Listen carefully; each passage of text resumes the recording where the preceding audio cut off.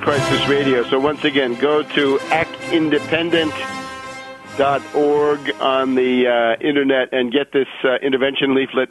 Support the Stelladoro Bakery Workers demonstration against Goldman Sachs on September 25th and ongoing.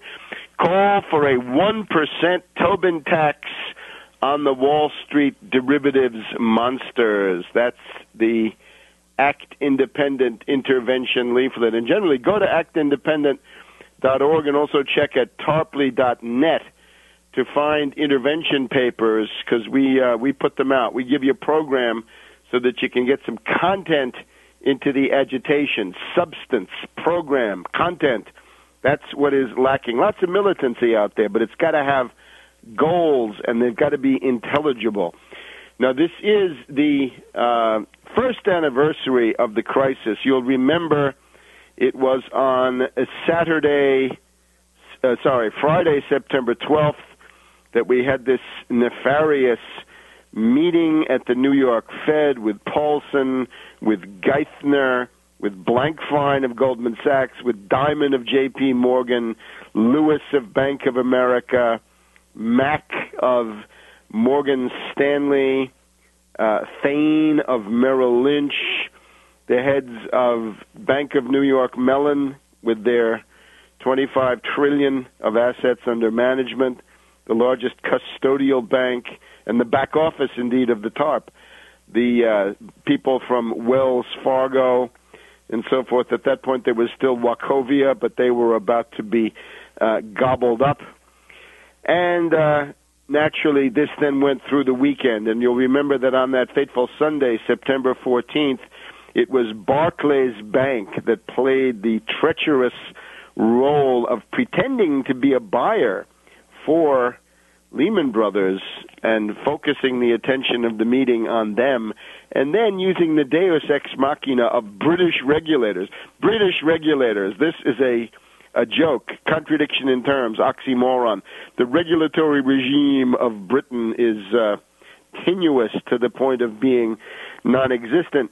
The regulator came in and said, sorry, can't buy it, and at that point there was no time left to improvise a sale of Lehman Brothers. So Lehman went bankrupt in the night of Sunday, September 14th.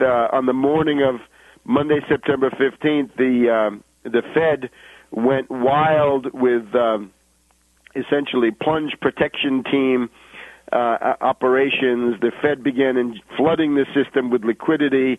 Everybody could get a 0% loan. The Fed would not accept stocks as collateral for the first time in a long time. Lehman stock lost 94% on that Monday, September 15th. The thing that I would point to, and that was on that Monday, September 15th, the Dow was down 505 points, which at that point was 0.75%. By Wednesday, September 17th, there was a panic run on AIG in Singapore, and we got into this area of hedge fund fratricide that as soon as some financial company turned out to be on the troubled list, the hedge funds would circle short the stock and drive it into bankruptcy. The hedge fund parasites were killing their hosts by going short, and even hedge funds one against the other. And by Thursday, you had AIG essentially gone, and so forth. Now, the thing that I would point to, though, the really big anniversary, a few days down the line now, closer to where we are in the month of September, let's focus on Monday, September 29th. This was the day where the bailout, the $700 billion for the Wall Street bandits and parasites, the hedge fund hyenas and asset strippers and so forth, the bailout reached the House of Representatives. And this was a spectacle.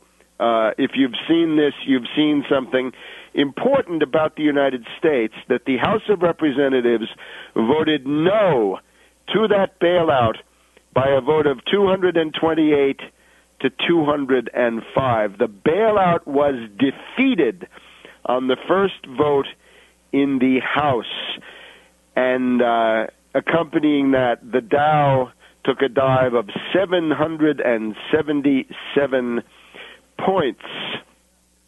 This was, I think, an important moment. Now, at that point, the forces, the legions of greed, organized themselves. Paulson of Goldman Sachs took a leading role. He called stupid McCain and said to McCain, "Oh, Senator, those Republicans in the House are voting against our bailout.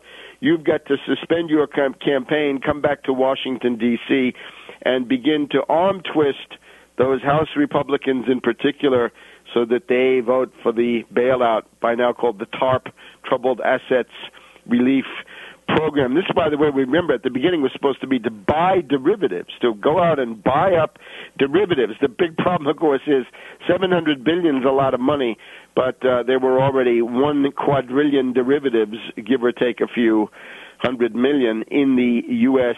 banking and hedge fund and related systems. So what do you do to shore up a bubble of 1 quadrillion of derivatives if you're working with $700 billion? Then at that point, Paulson reversed his field in a breathtaking and indeed illegal move. He wanted to inject money into the banks, including Goldman Sachs, which at that point was on its way to becoming a bank holding company, another real joke.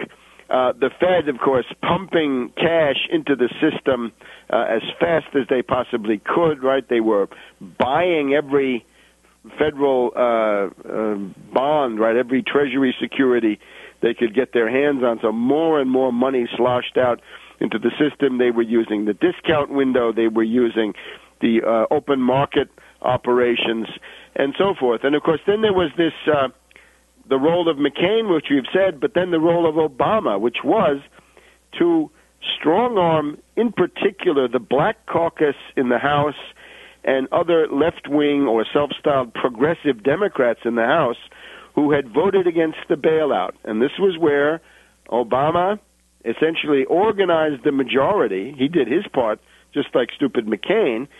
Of course, the stupidity of McCain was that he was going to lose in the process, and Obama was going to win. Obama was instrumental in doing his own strong-arming, delivering the Black Caucus votes, delivering a lot of left-wing Democratic votes for this odious bailout of Wall Street. And the crisis then evolved from there. That's the bailout. September 29th, Monday, September 29th, 2008. The bailout defeated 228 to 205, but then it passed on the second reading. Back soon.